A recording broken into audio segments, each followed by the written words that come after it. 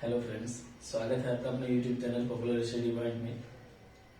जैसे कि आप सभी जान रहे हैं कि अभी क्लास 10 का क्रैश कोर्स का बैच चल रहा है, जिसमें सभी महत्वपूर्ण प्रश्न को बारीकी से बताया जा रहा है और आशा करते हैं कि आप लोग भी सभी प्रश्नों को अच्छे से समझ रहे होंगे। और यदि किसी प्रकार के प्रश्न में किसी तरह की कोई परेशानी होती है तो अवश्य आप मुझे कमेंट में लिखें, ताकि मैं उस प्रश्न को फिर से दोबारा आप लोगों को बता सकूं। चलिए, आज हम लोग एपी अर्थमेटिक प्रोग्रेसिव, जिसको हिंदी में हम लोग कहते हैं समांतर श्रेणी के दो महत्वपूर्ण प्रश्न को आप सभी के सामने लाया हूं। और यह प्रश्न अक्सर एग्जाम में पूछे जाते हैं, इसीलिए हम लोगों ने यह वीडियो सोचा कि आप लोगों के सामने पेश किया जाए। देखिए, यह सवाल है, उस एपी का 31वां पद ज्ञात करें जिसका 11वां पद 38 और 16वां पद 73 है। दूसरा सवाल है, समांतर श्रेणी ज्ञात करें जिसका तीसरा पद 5 और 7वां पद 9 है। लेकिन इस वीडियो को बताने से पहले मैं आप लोगों को एक कॉन्सेप्ट क्लियर कर देना चाह रहा हूं, ताकि आप लोग इस तरह के कोई भी प्रश्न जो भी दिए जाएंगे तो आप लोगों को कोई परेशानी ना हो। सबसे पहले तो आप लोगों को एक बात याद रखना होगा कि जब कभी भी आपको कहा जाएगा तीसरा पद, तो आपको उसका आंसर बोलना होगा a+2d। यदि आपको कहा जाएगा 9वां पद, तो आपको उसका आंसर कहना होगा a+8d। मतलब यह है कि जितना पद कहा जाएगा उसमें से आपको एक घटा के लिखना है। जैसे मान लीजिए, सपोज कीजिए कि यदि मान लीजिए एक प्रश्न में ऐसे मैं एग्जांपल के तौर पे बता रहा हूं कि 2, 4, 6, 8 डॉट डॉट डॉट 10वां पद ज्ञात करें। कौन सा पद ज्ञात करें? 10वां पद ज्ञात करें। ठीक है, 10वां पद ज्ञात करें। आप लोग समझना है केवल। तो जब पद ज्ञात करने का फॉर्मूला होता है तो हम लोग उसका यूज करते हैं an बराबर a+n-1 इंटू डी। ठीक है ना। यदि आप लोग इस वीडियो पे नए हैं और समांतर श्रेणी के पिछले वीडियो को नहीं देखे हैं, तो आप लोग डिस्क्रिप्शन में लिंक दिए गए हैं, आप लोग उसे अवश्य देख लें। ठीक है ना। अब हम लोग देखते हैं, अभी मैं आपको इसका कॉन्सेप्ट बता रहा हूं ताकि आप लोगों को कोई परेशानी इस तरह के कोई भी सवाल में ना हो। हमेशा याद रखना है कि सपोज कीजिए कि आपको 10वां पद ज्ञात करना है ना, तो वहां पद का मतलब है ये n का मान। ये किसका मान है? तो n का मान है। किसका मान है दिया हुआ? ये n का मान है। तो सपोज कीजिए कि आगे कोई संख्या नहीं है, यदि आपको 10वां पद ज्ञात करना होगा तो ये a अपनी जगह पे रह जाएगा, प्लस n की जगह पे क्या होगा? 10 होगा, माइनस a, और ये d हो जाएगा। तो a हो जाएगा प्लस 10 में से घट जाएगा 9 हो जाएगा, और ये d हो गया। ठीक है ना। मतलब यह है कि आपको जितना भी पद कहा जाएगा उसमें आपको एक माइनस कर देना है। ठीक है ना। यदि आपको कहा जाएगा कि एपी का 11वां पद क्या होगा, तो आपको उसका जवाब देना होगा a+10d। 11वां पद बोला गया था ना, तो 11 में क्या करना है? एक घटा देना है। तो 11 में एक घटा दे तो कितना हो गया? 10 हो गया, और उसके साथ डी लगा देना है। तो आपको 11वां पद क्या कहना होगा? a+10d। कहा जाएगा 73वां पद क्या होगा? तो a+72d। 73 में घटा देंगे, 72 हो गया। कहने का मतलब ये कि आपको कोई भी सवाल कहा जाएगा, जितना भी पद बोला जाएगा आपको उसमें से क्या कर देना है? एक घटा देना है। जैसे कि देखिए, यह सवाल था कितना याद करना था? कौन सा पद? 10वां पद। तो इसका फाइनल आंसर क्या हो गया? a+9d। 10वां पद बोले तो क्या हो गया? a+9d। उसी तरह आपको जितना भी पद कहा जाएगा आपको क्या करना है? उसमें एक माइनस कर लेना है। सपोज कीजिए कि कहा जाएगा कि किसी एपी का 8वां पद ज्ञात करें, तो 8वां पद का मतलब क्या हो गया? a+8d। 16वां पद ज्ञात करें तो a+15d। 17वां पद ज्ञात करें तो a+16d। 100वां पद ज्ञात करें तो a+99d। मतलब जितना भी पद कहा जाएगा उसमें एक क्या कर देना है? माइनस कर देना है। तो चलिए हम लोग सवाल देखते हैं। इस एग्जाम्पल को हम लोग मिटाते हैं।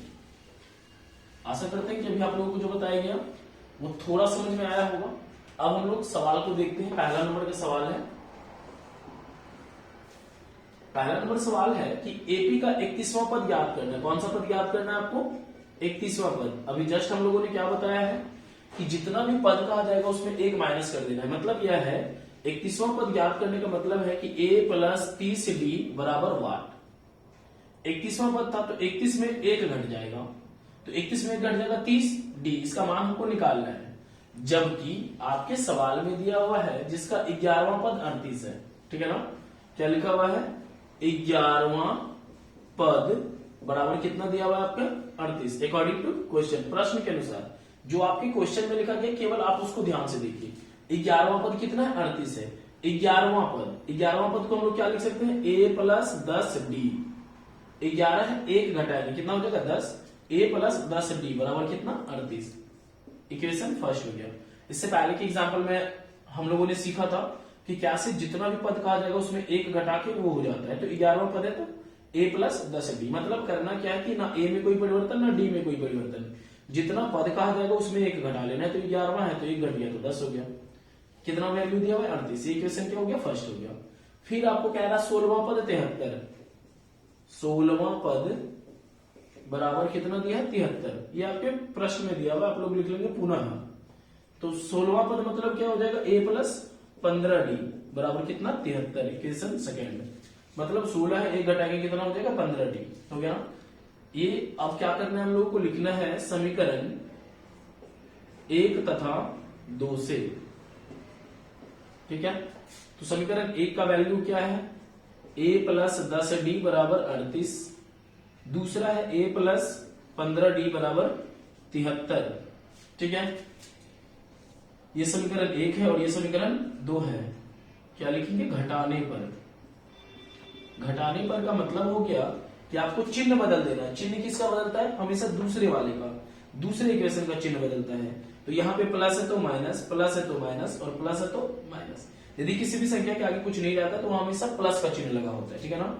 और जैसे ही हम लोग यह चिन्ह बदल देते हैं तो इसके ठीक ऊपर वाले का चिन्ह का कोई मतलब नहीं, मतलब यहाँ पे समझ लीजिए कि यहाँ पे ये प्लस नहीं है और ये माइनस इसके सामने लगा है, ठीक है ना। केवल हम लोगों को यह मानना है, ऐसा नहीं कि एग्जाम हॉल में हम लोग उस प्लस को मिटा देंगे, है ना, वो लिखा हुआ रहेगा, लेकिन मानना है कि ये प्लस नहीं है, अभी इसके सामने क्या हो गया, माइनस हो गया। तो 1 प्लस 1 माइनस कट गया, 15d में 10d कट जाएगा तो होगा माइनस 5d, ठीक है ना, क्योंकि बड़ा 15 है। और अभी हम लोगों ने बताया था और हम लोग जानते हैं कि जब कभी भी हम लोग माइनस नीचे में देते हैं तो यह माइनस इसके सामने हो जाता है। 73 में 38 घट जाएगा तो फाइनली बचेगा माइनस 35, ठीक है ना।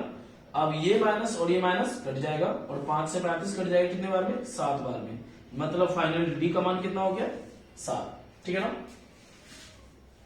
अब हम लोग क्या लिखेंगे, समीकरण 1 में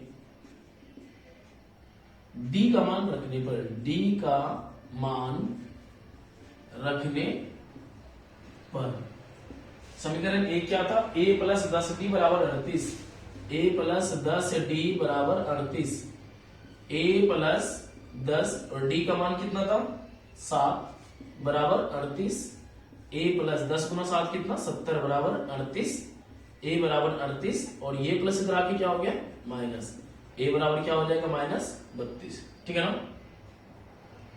मुझे लगता है कि इसमें कोई परेशानी नहीं होनी चाहिए।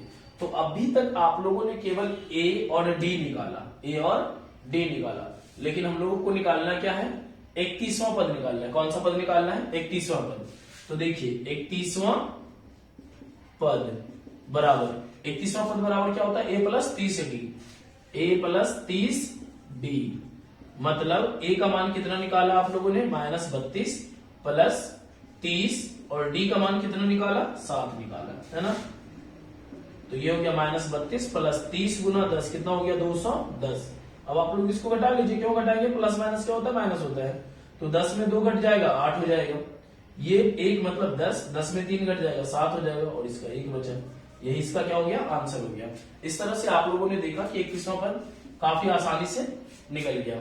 आशा करते हैं कि वीडियो आप लोग को अवश्य पसंद आया होगा। चलिए हम लोग दूसरा एग्जाम्पल देखते हैं, ताकि आप लोगों को इस तरह के 2 एग्जाम्पल्स के कारण आप लोगों को मैथमेटिक्स काफी अच्छे से समझ में आ जाए। आशा करते हैं कि वीडियो समझ में आया होगा। अब हम लोग इससे मिटाते हैं और दूसरा वीडियो सॉल्व करेंगे।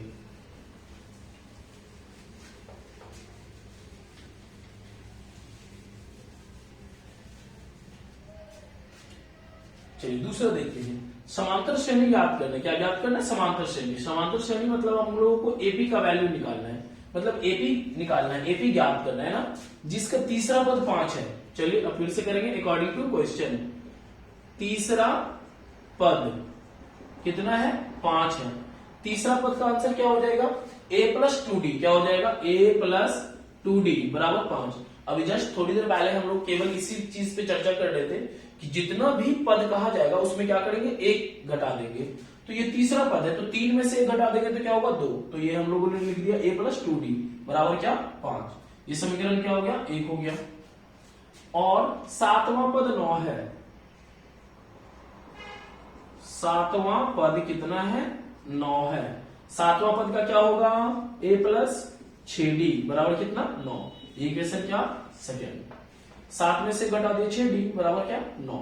अब फिर से पहले की तरफ समीकरण 1 तथा 2 से। समीकरण 1 क्या है, a प्लस 2d बराबर 5 और a प्लस 6d बराबर 9। ठीक है,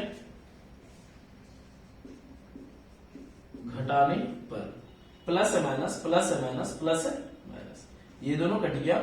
6d में 2d घट जाएगा तो होगा माइनस 4d और 9 में से 5 घट जाएगा होगा माइनस 4। ठीक है ना, ये माइनस ये d और ये d, इधर क्या बच गया, 1 बच गया।